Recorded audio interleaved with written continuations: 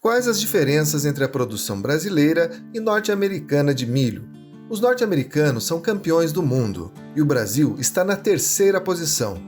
Quais são as vantagens competitivas naturais dos norte-americanos e o que nós, brasileiros, podemos fazer para melhorar e aumentar a nossa produção? Esse é o tema da reportagem de capa da revista Boletim Informativo número 1533. Além do milho, vamos falar do impacto do dólar na compra dos insumos importados e do consumo de frango e de ovos, que aumentou muito no Brasil nos últimos meses. Eu sou André Amorim e o Boletim no Rádio começa agora.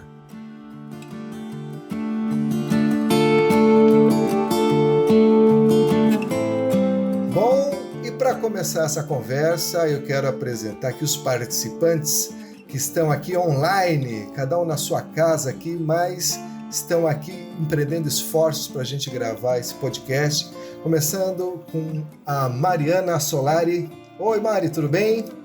Olá, boa tarde, André, tudo bem? A Ana Paula Koval, a Mariana, que é técnica do DETEC, que é o Departamento Técnico do Senar. A Ana Paula Kowalski, como é que vai, Ana? Tudo bem, André, obrigado pelo convite mais uma vez. Obrigado você pela participação. Ana também, que é técnica do Departamento Técnico da FAEP. E o Antônio, jornalista, meu colega. Como é que está, Antônio? Bem-vindo. Tudo bem, André? Um grande abraço aí para toda a família rural paranaense. Um prazer novamente participar aqui do podcast. Bom, gente, e a capa do boletim informativo aí dessa semana traz uma copa muito interessante, que é a competição da produção do milho entre o Brasil e os Estados Unidos. O Brasil ele está em terceiro lugar no ranking mundial e os Estados Unidos é o primeiro. E a gente sempre se pergunta, né, o que falta para a gente atingir aí patamares de excelência como tem os Estados Unidos, ainda mais em momentos quando o milho está tão valorizado e tão procurado, né, como está agora. Antônio, você que fez essa matéria, foi atrás desse tema, pesquisou, trouxe essa comparação, o que você descobriu aí de mais interessante que te chamou mais a atenção nesse ranking? O mais interessante de analisar essa questão é que há uma série de fatores envolvidos nessa diferença, nessa discrepância tão grande nos índices de produtividade do Brasil e dos Estados Unidos, e tem alguns deles que não tem como a gente mudar, né? Que são diferenças climáticas, diferenças nos tipos de solo, uma tradição maior que a gente não tem como voltar no tempo, né? Vamos começar a fazer melhoramento genético antes. Mas tem uma série de outras coisas que sim, dá para melhorar e os especialistas aí que a gente ouviu dizem que tem muita coisa que dá para fazer e que está sendo feita para chegar pelo menos mais perto aí dos Estados Unidos. E uma dessas especialistas nesse assunto é, inclusive, uma das nossas convidadas aqui, a Ana Paula Kowalski, que sabe explicar melhor do que ninguém aí em relação a esses elementos todos, mais da parte agronômica, né, que estão envolvidos aí. Pois é, Ana, sabe o que eu sempre penso, né? Talvez o nosso ouvinte se questione também, que os americanos conseguem fazer uma safra apenas, né? E a gente consegue fazer duas, às vezes três, não de milho, evidentemente, né? Mas às vezes até três no mesmo espaço. Como é que eles conseguem dar um banho de produtividade na gente? Esse fator que você citou das safras, né, do período de cultivo, eu acredito que seja uma das principais diferenças que a gente tem de produção, né? Nos Estados Unidos, eles têm o inverno mais rigoroso, né? Então, tem um período com neve, baixas temperaturas, então não é possível plantar, não tem como ser plantado milho. Então, eles concentram o período de plantio junto com a soja, ou eles plantam soja ou eles plantam milho. Aqui no Brasil, a gente já tem há alguns anos, né, alguns bons anos aí, uma predominância do milho cultivado em segunda safra. Então, por mais que o melhoramento genético e as técnicas de cultivo tenham melhorado ao longo desse período para que essa segunda safra seja o mais produtiva possível, ela tem uma série de dificuldades que a gente às vezes não encontra na primeira safra, né? Então, risco de baixa temperatura em algumas regiões, risco de geada, algumas variações climáticas que são, por vezes, maiores do que se fosse cultivado em primeira safra. Então, esses fatores o produtor realmente não consegue controlar. Por mais que ele faça o seu investimento e plante as cultivares, os híbridos mais adaptados, realmente essa diferença predomina. E daí você pega a nossa safra, essa produção geral, ela é uma média de primeira, é uma somatória, né, de primeira, segunda, e tem até regiões que estão cultivando, dos estados do Nordeste, que estão cultivando uma terceira safra de milho agora. Então, você pega a média dessas 3 safras, né, o produto dessas 3 safras, e realmente você vai ter esse reflexo, essas oscilações refletidas nesse resultado, enquanto que a safra dos Estados Unidos é um montante maior, um volume maior, e consequentemente, eles veem um melhor resultado com essa condição climática mais estável, digamos assim, né, mais adequada. Sabe o que eu fiquei me perguntando quando eu li a matéria que o Antônio escreveu? Eles têm essa produtividade, mas eles também investem mais para ter isso por hectare? Eu acredito assim que nível tecnológico hoje ele o produtor brasileiro acessa um nível tecnológico muito semelhante a um produtor americano. Tem essa questão do melhoramento genético que lá começou muito antes, sim, e pode ser que eles utilizem um pacote tecnológico, invistam um pouco mais em alguns momentos, mas o que eu vejo que pesa mais, André, nesse sentido, é a diversidade de tecnologia que a gente usa aqui no Brasil. Então, a gente tem desde produtores muito tecnificados, né, que praticam um cultivo de milho destinado para a indústria, com melhor maquinário, com melhor pacote tecnológico, melhor adubação, melhor semente, e a gente tem pequenos produtores que muitas vezes utilizam milho até para subsistência ou abastecimento regional e que não fazem esse mesmo investimento. Então, essa diversidade de perfis de produtores, eu acho que é muito mais preponderante do que acesso à tecnologia ou não. Acredito que hoje o Brasil acessa muito mais um grande volume de tecnologia, assim como os americanos, mas realmente a gente tem um território mais diverso, um perfil de cultivo mais diverso. A gente cultiva milho hoje no Brasil inteiro. Então, isso pega desde de regiões muito produtoras, especializadas, como é o Paraná, como é o Mato Grosso, como é o Rio Grande do Sul para a primeira safra, até produtores, estados menores, mas que utilizam esse milho para abastecer também as suas regiões, né? E essa questão, por exemplo, você falou dessa diversidade, né? A gente vê que, bem como você falou, né? Às vezes aqui o camarada planta um cultivar aqui na região dos Campos Gerais, ele andou um pouquinho, andou 100 quilômetros, já é outro cultivar completamente diferente. Isso permite, de repente, que até que o americano ele consiga evoluir nesse pacote tecnológico específico, né, já que ele tem tudo mais concentrado, a produção, as variedades são em menor número, isso acaba sendo uma vantagem competitiva também? Certamente, a gente tem, hoje o mercado de certificado de semente aqui no Brasil, ele está muito consolidado, mas você tem desde híbridos de alta produtividade, que quando você aduba, trata da melhor forma, eles vão te dar um resultado comparável, né, proporcional a esse investimento, e você tem produtores aí que utilizam variedades crioulas, que são menos produtivas. Então, tudo isso está nesse bolo de produção e mesmo assim a gente consegue uma posição de destaque hoje, somos o terceiro maior produtor e nesse mix aí a gente tem conseguido se sobressair apesar dessas diferenças significativas que a gente vê, né? E André, tem mais uma questão que eu acho que é bem interessante a gente mencionar aí, que além das questões agronômicas envolvidas aí nessas questões das variedades e tudo mais, também tem um fator aí que o produtor rural brasileiro precisa driblar, né, historicamente em todas as cadeias, que é a questão da logística, né? Uhum. A logística dos Estados Unidos é muito mais eficiente que a do Brasil, né? Tem um ranking que até a Ana Paula Kowalski ajudou a gente a pesquisar aí do Fórum Econômico Mundial, né? Os Estados Unidos estão em 13º lugar numa lista com uma lista com 140 países.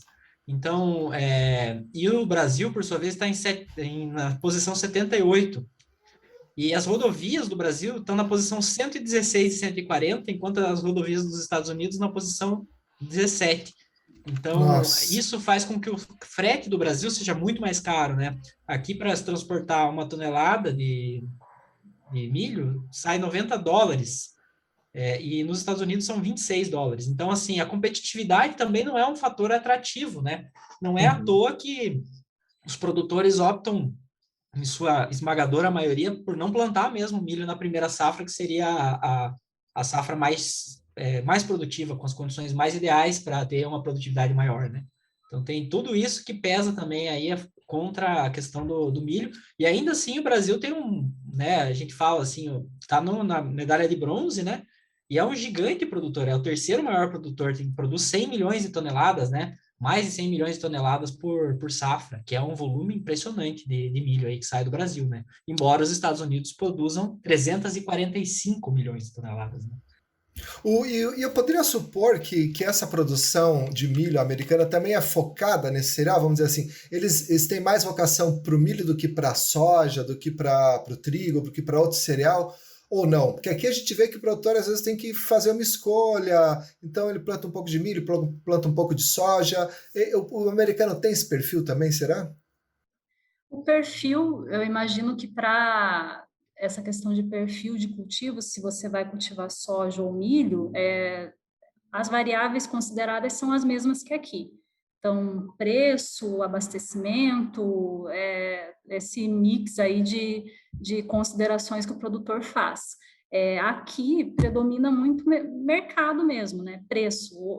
Muitas vezes, a maioria das vezes, compensa muito mais você plantar soja na primeira safra, que te oferece uma remuneração maior, a liquidez até é semelhante, mas a remuneração é um fato que pesa muito na decisão do produtor. Os híbridos de milho, as sementes, têm muita tecnologia embutida e eles são muito mais caros do que a semente de soja. Então, no momento do produtor fazer essa escolha, ele acaba optando por plantar soja na primeira safra e deixa o milho para plantar numa segunda safra, porque também é uma cultura que tem uma demanda muito grande, né? A Mariana está aí para falar sobre as cadeias de produção animal também. O milho é base dessas cadeias, então tem mercado, tem comércio para ele, né? Mas realmente essa margem final que a soja proporciona é uma competição difícil para o milho ter. E voltando a essa questão da infraestrutura que o Antônio colocou, esse é um dos pontos chaves também para os Estados Unidos ser um destaque também em exportação de milho, né? Aqui no Brasil, a gente tem um consumo interno muito grande de milho, porque a gente precisa abastecer as nossas cadeias de produção animal, e também a gente está começando a querer aproveitar melhor esse milho para etanol, além dos outros usos que são menos significativos, digamos assim, né, em termos de volume. Mas nos Estados Unidos eles têm uma malha de ferrovia, hidrovia e rodovia muito bem abastecida, né? A região de produção lá, que é o cinturão do milho, que é onde se concentra boa parte da produção, é um verdadeiro, né, artérias e veias, é uma circulação absurda, né, dessa infraestrutura. E aqui no Brasil isso ainda é deficiente para escoar a produção do centro-oeste para os portos, ainda é uma dificuldade, não é exclusiva do milho, né, as outras culturas também enfrentam isso. É o famoso custo Brasil, né? E me conta uma coisa, Ana, Antônio, vocês chegaram a colocar na balança como é que a questão do câmbio também impacta a diferença na competitividade? Eles também estão, digamos assim, às vezes isso aí pesa a nosso favor, às vezes pesa a favor deles. Esse não foi um ponto que foi considerado, né? A gente não considerou esse ponto na reportagem, era mais para comparar mesmo as diferenças de condição de cultivo mesmo, o que levava cada país a ter esses resultados, mas o que a gente viu de destaque, principalmente no ano passado e vem vendo ainda nesse ano, é a atratividade dos importadores para o nosso mercado, para o Brasil, pela taxa de câmbio, muito parte disso pela taxa de câmbio. Então, eles acabaram se voltando mais para o nosso mercado, que está com um preço interessante, competitivo, e a gente viu as exportações de milho aumentarem significativamente no ano passado, e isso deve se manter também nesse ano. Então, com certeza, esse potencial, né, que os importadores viram no fornecimento de milho brasileiro se deveu boa parte ao câmbio também, como aconteceu com a soja e outros produtos.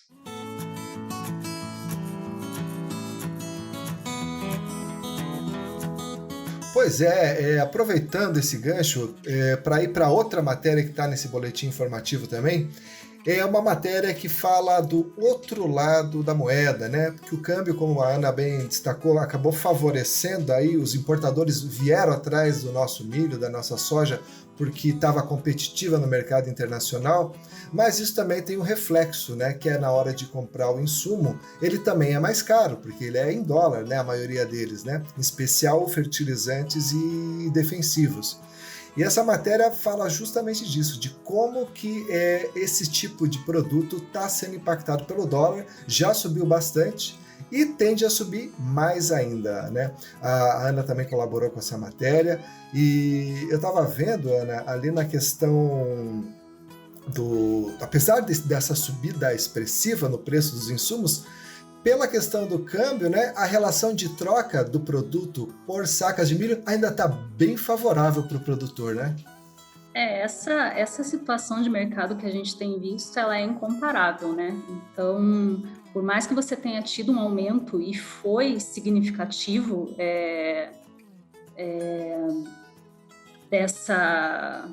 por mais que a gente tenha tido um aumento de custo dos fertilizantes e ele tenha sido significativo, a proporção do aumento do preço recebido pelo produtor é muito maior, né? Houve uma valorização muito grande do milho, da soja, do trigo, do feijão, uma série de produtos aí, né? Mas o que o produtor precisa ter em mente a maioria já não pegou o pico de preços da safra passada, né? Fecharam contratos antes, então quando o preço aumentou realmente, a maioria não conseguiu pegar esses valores elevados, né? E agora está havendo uma oportunidade de ele conseguir uma relação de troca mais interessante. Então, o que ele conseguir de melhor resultado, de pagar menos e receber mais, é um caixa que ele está fazendo para uma situação de mercado que talvez não se repita mais, né? Uma a cada, 10, 15 anos. Então, realmente é importante ele olhar para isso, olhar que o momento ideal para fazer as aquisições dele para ter a melhor margem, o melhor resultado, que na safra passada ele não conseguiu em função do mix de contratos que ele fez ali, né? Não pegou o pico de preços quando pôde. E acho que ele vai ter que correr se ele não se planejou ainda, né, não adquiriu aí o insumo. Nessa matéria, eu falei com um analista do Rabobank Brasil, ele me contou que em janeiro e fevereiro, os primeiros 60 dias desse ano, o aumento aí no preço dos fertilizantes, aí, no modo geral, foi da ordem de 50%. Ou seja, se você ainda não comprou fertilizante, esse aumento vai ser repassado muito rapidamente e vai acabar onerando, né? Uma coisa muito interessante que o seu Nelson Paludo, o presidente da Comissão Técnica de Grãos, falou nessa reportagem foi que é o seguinte, que não basta você vender bem a sua produção, você tem que comprar bem o seu insumo para no final das contas, no final do mês, você ter dinheiro em caixa, né? Você ter lucro, né? Você pode vender por um preço muito bom, mas se você está perdendo dinheiro na hora de comprar, também não é interessante para o seu negócio, né? Bom, e saindo um pouco agora da agricultura, dos grãos, indo um pouco para a pecuária, eu queria chamar a Mariana para falar um pouco de uma tendência aí de alimentação que está impactando o mercado de frango aí. Tem uma matéria no boletim informativo dessa semana que está mostrando que a alta no preço da carne bovina vem impactando bem aí a avicultura. É isso, Mariana? É isso mesmo, André. E vem em uma hora justamente em que a gente tem queda nas exportações da carne de frango. Então, nós tínhamos um risco muito grande de inundar o mercado interno com carne de frango, e isso derrubaria os preços a patamares impraticáveis para a indústria e, consequentemente, para os produtores rurais. Mas nós tivemos esse aumento no consumo no passado, a tendência é que isso se permaneça, né? Embora nós tenhamos um cenário, uma sinalização de redução da produção, as indústrias elas precisam equilibrar os altos custos de produção por conta dos insumos importados e principalmente o preço dos grãos e essa queda nas exportações, né? Então, quando a gente avalia os volumes exportados e as receitas, isso tem um impacto muito grande, porque além de tudo, o valor pago pela tonelada de frango diminuiu também. Então, esse maior consumo no mercado interno, ele veio mais do que em boa hora. O mercado interno, ele costuma-se muito falar, né, e de fato é importante, o Paraná é responsável por 40% da carne de frango exportada pelo Brasil, né? Isso confere a nós um padrão de sanidade e de qualidade que foi suado, sabe, André? Foi suado, são ali 2 décadas de suor, sabe? Tanto dentro dos frigoríficos quanto dentro das granjas para manter a sanidade. A gente vê surto de influenza aviária no mundo todo, impacta severamente a produção onde isso acontece. E aqui no Brasil nós nunca tivemos, então isso é mérito, né? Isso não é sorte, isso é mérito, isso é uma cadeia produtiva que vem se organizando nas últimas 2 décadas de maneira intensa e conquistou isso, né? Então a gente fala do status sanitário e dos volumes exportados do Paraná, mas a gente não pode deixar de olhar o mercado interno. O mercado interno é importantíssimo para essa cadeia. Esse diferencial que você bem citou, Ana, né, que é fruto do trabalho aí do pessoal, dos pecuaristas, dos frigoríficos, tem um dado nessa matéria que chamou a atenção, que o aumento no alojamento de frangos aqui no Paraná em 2020 em relação a 2019 foi de 7,5%. E foi acima da média nacional. Eu posso supor que, vamos dizer assim, que a nossa engrenagem aqui no Paraná, no que se refere ao frango, está mais bem azeitada, por isso esse aumento superior à média? Sem dúvida alguma. Nós temos um nível de produtor rural e, assim, aqui no Paraná, a média de galpões por produtor, né, por avicultor, são 2 galpões, né, por avicultor. Então, quando a gente fala em Goiás e Mato Grosso, as pessoas têm 40, 50. Então, são pequenos produtores que produzem com qualidade. E, além disso, a gente tem agroindústrias cooperativas. O nosso oeste paranaense é extremamente produtiva. Ele é todo de pequeno produtor eficiente, que sabe o que faz, que produz com tecnologia. A gente tem aviários modernos, e mesmo os nossos aviários que têm padrões tecnológicos mais antigos, vamos dizer assim, eles são produtivos sim, às vezes mais produtivos que os modais, por exemplo, porque a gente tem mão de obra qualificada, a gente tem avicultor qualificado, a gente tem indústria qualificada. A gente viu ali que entre 2019 e 2020 houve uma variação de 6% no consumo de frango. Isso já era uma tendência ou foi um ponto fora da curva? Esse 6% de aumento no consumo de frango em 2020 já dá para sinalizar que era algum efeito da pandemia em relação à economia ou já vinha crescendo esse consumo mesmo? Não, é um efeito da pandemia, né? Quando nós não estávamos num momento de abundância, né, financeira e econômica, um momento economicamente super positivo no Brasil. Então, isso já tende a subir. São as proteínas de eleição quando a gente tem crise. E com a pandemia em 2020, né, a gente teve um índice altíssimo de desemprego. Então o consumo subiu mais ainda. E os valores da arroba do boi, né, foi nas alturas também. Tudo isso colaborou para o aumento do consumo da carne de frango no mercado interno, André. E uma curiosidade, a gente sempre fala dessa pujança e conhece, né, reconhecida internacionalmente, do frango paranaense. E nos ovos, quem que é o Paraná na ordem do dia? A gente é muito forte nesse setor ou ainda está gatinhando? Como é que a gente é? A gente é muito forte nesse setor, né? A gente está falando agora na produção de ovos comerciais, né? O ovo que a gente come, por exemplo, não os ovos férteis. Nós somos grandes produtores, sim. Nós temos grandes produtores no Brasil. Ainda Minas Gerais é o maior produtor, né?